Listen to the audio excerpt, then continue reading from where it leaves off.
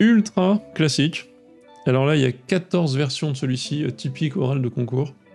Il y a 14 000 versions où en fait on peut vous dire, alors la plus vicieuse, ce serait peut-être du Polytechnique, hein, ça serait trouver les racines de ce polynôme, factoriser le polynôme suivant. Voilà, ça c'est bonjour, bienvenue Alix, factoriser ça. Donc là, c'est là que vous voyez que pour aller à Polytechnique, si vous avez des exercices qui sont de type j'utilise uniquement le programme de sup, c'est qu'il va falloir une maîtrise de toutes les techniques, de beaucoup. C'est-à-dire qu'il y a 10 techniques élémentaires, là il faudra maîtriser les élémentaires plus les 30 des exos les plus classiques que vous avez rencontrés. Donc il faut vraiment une culture G de méthodes et d'exercices énormes pour être capable de faire ça spontanément. Voilà. Donc ça serait la version un peu vénère. Factoriser ce polynôme. Ok, bon. Là on est un peu guidé, donc on a de la chance, et on va pouvoir faire ce qu'on nous demande et voir un peu.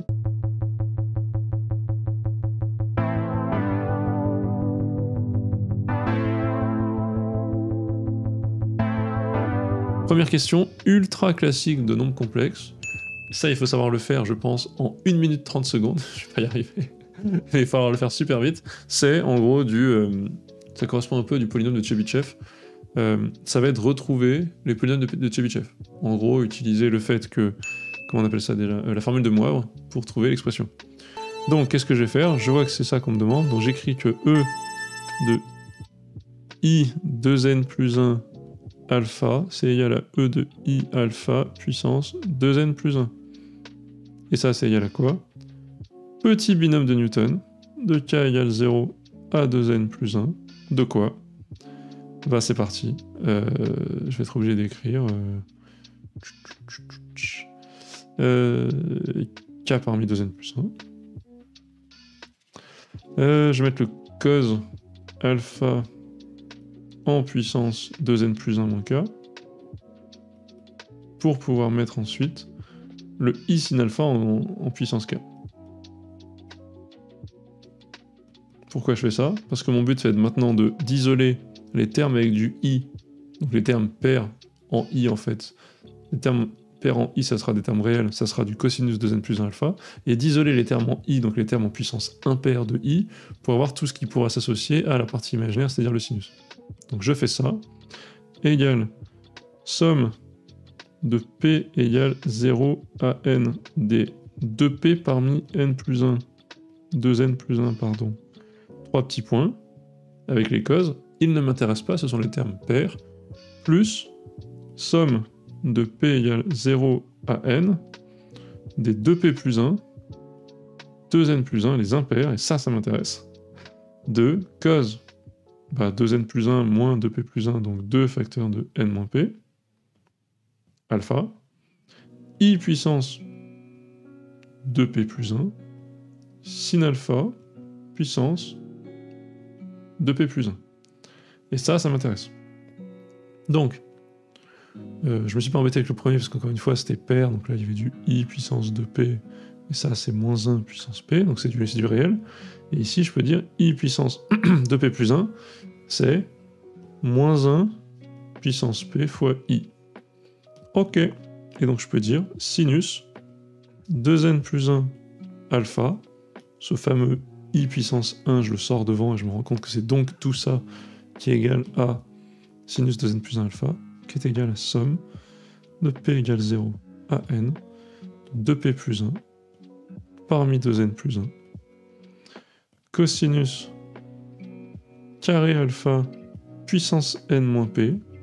Pourquoi je dis ça? Parce que je vois dans la question d'après petit n moins p, donc je le mets tout de suite, fois i puissance 2p, c'est moins 1 puissance p, fois sinus alpha puissance 2p plus 1.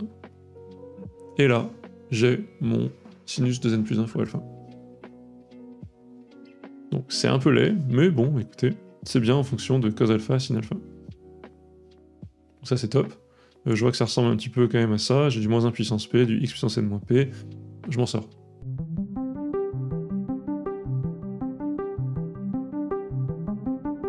En déduire les racines. Là, je vois le truc. En gros, j'ai envie d'écrire tout de suite, j'ai envie de tripatouiller mon expression précédente et de faire apparaître ce qu'il faut, quoi. Là, j'ai du sin alpha, et on me dit que les racines vont être de la forme cotangente.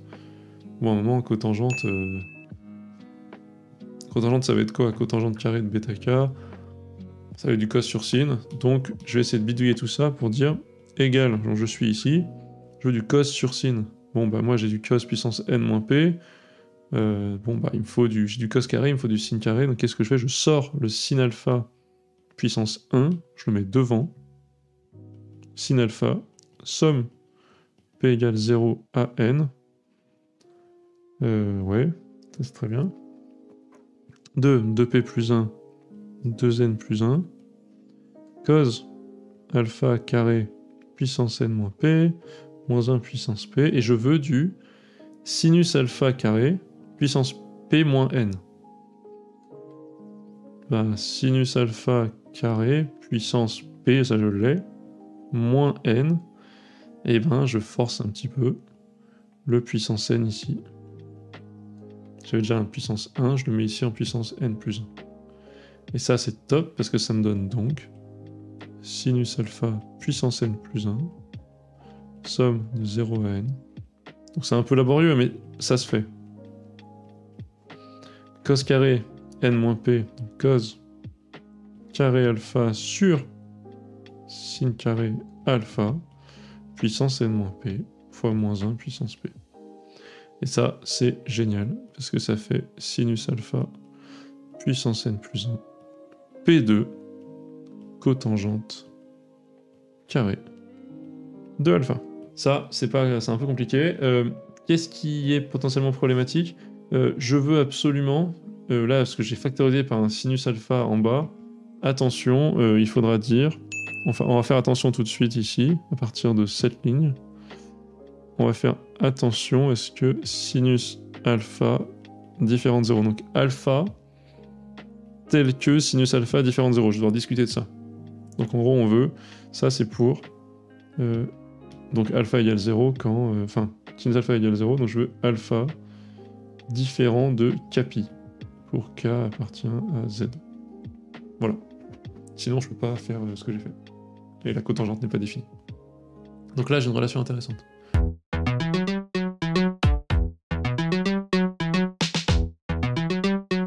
Donc maintenant, on va dire deux trucs, on va dire plusieurs trucs. On va dire, donc déjà, on veut les alpha différents de Kpi. J'ai déjà écrit, mais voilà. Alpha différent de Kpi, je le mets au début parce que ça va être important. Si je fais pas gaffe et je commence à dire que alpha égale Kpi marche, je vais avoir des problèmes. Moi, j'ai donc un truc intéressant, c'est que j'ai P de cotangente carré alpha égale sinus de 2n plus 1 alpha divisé par sin alpha puissance n plus 1. Bon, le sin alpha en dessous, je m'en fiche. Vu qu'il est non nul, c'est bon. Ben là, je vais pouvoir trouver des racines. Et l'idée, ça va être de trouver, vu que mon polynôme il est de degré n, d'essayer de voir s'il n'y a pas n différents cotangente carré de alpha qui annule p. Je vais trouver ces n là. Là où il y a un piège, c'est potentiellement il y a beaucoup de valeurs alpha qui font que cotangente carré de alpha annule p. Potentiellement même une infinité, si j'ai un truc qui tourne à l'infini, il faudra faire gaffe. L'important c'est que la valeur de cotangente carré de alpha, elles ne prennent que n valeurs. Ce sont les n valeurs que je vais chercher. Donc je vais essayer de voir ça et je vais dire, bah attends, donc quand est-ce que ça va être nul ce truc? Bah p de cotangente carré alpha égale 0, si et seulement si, sinus.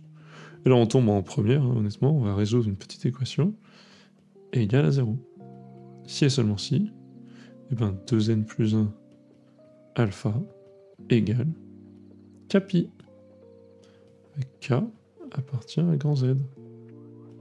Si et seulement si, alpha égale Kpi sur 2n plus 1 pour K appartient à Z. Ça c'est top. Or, qu'est-ce qu'on va dire? Or, cotangente, en fait, cotangente c'est comme tangente, hein, donc elle est pi périodique.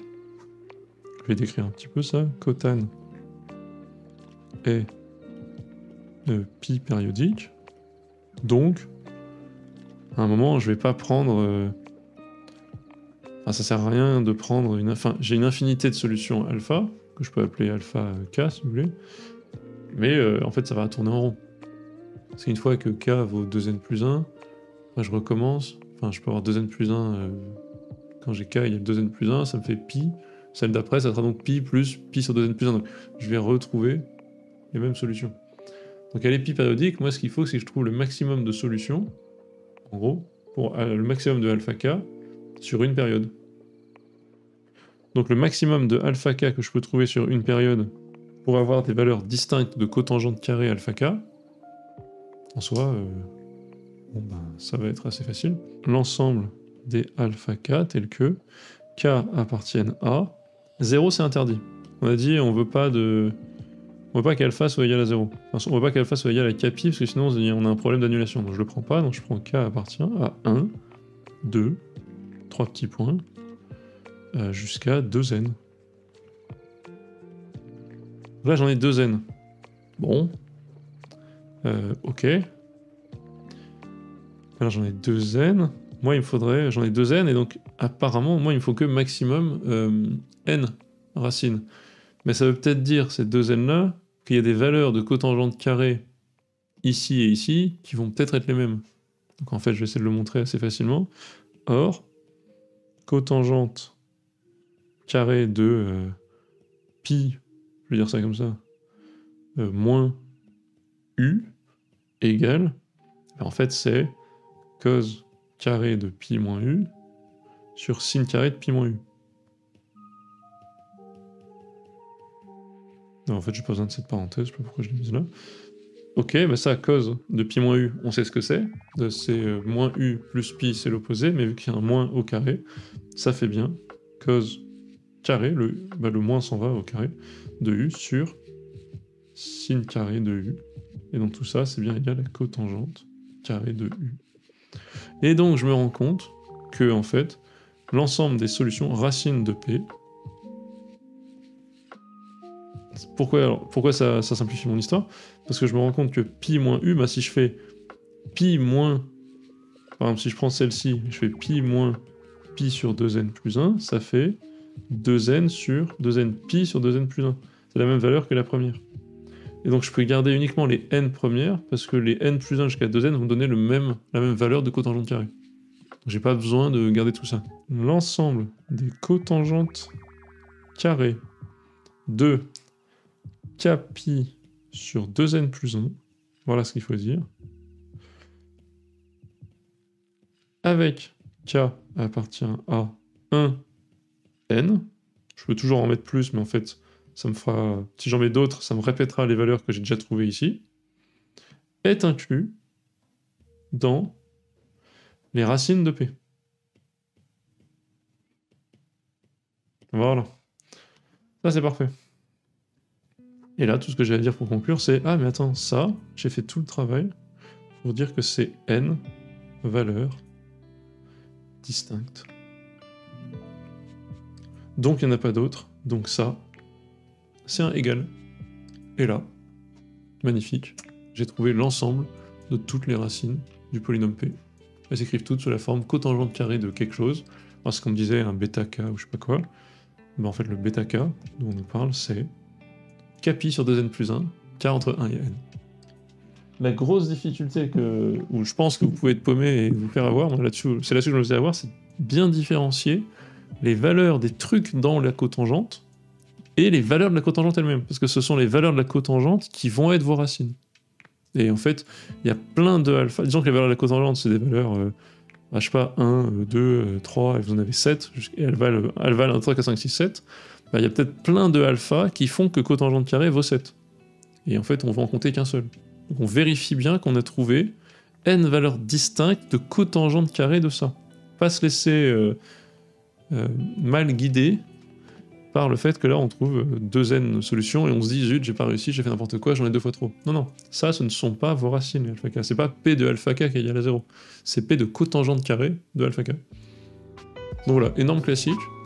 Très bien de savoir le faire. Voilà.